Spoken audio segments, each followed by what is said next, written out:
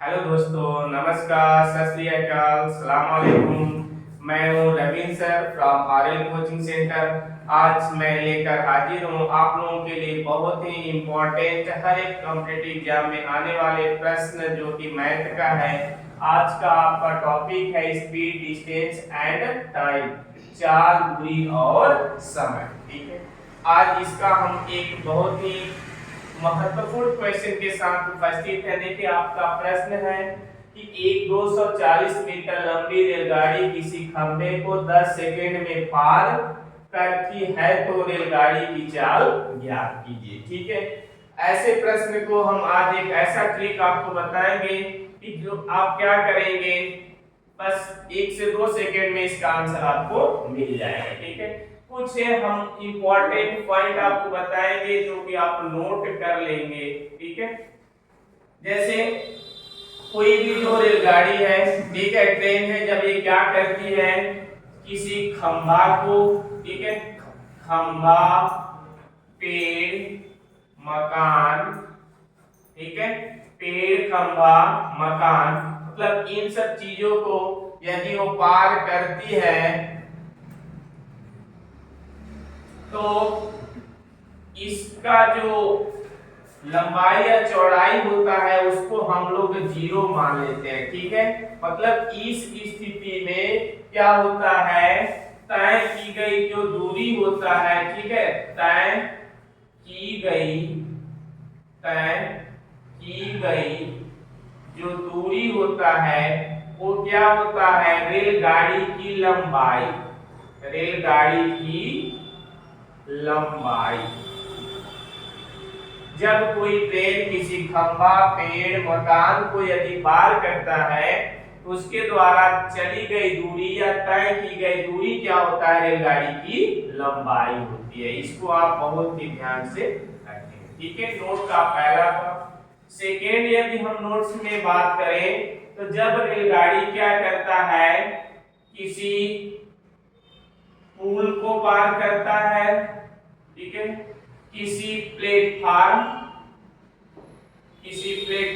को पार करता है या किसी टनल, सुरंग को पार करता है, ठीक है, पुल, प्लेटफार्म, सुरंग, इन सब को यदि पार करता है तो इसके लिए जो तय की गई दूरी होता है, ठीक है, तय की गई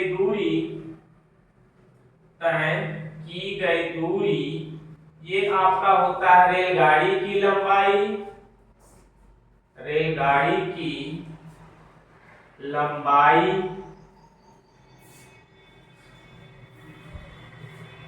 प्लस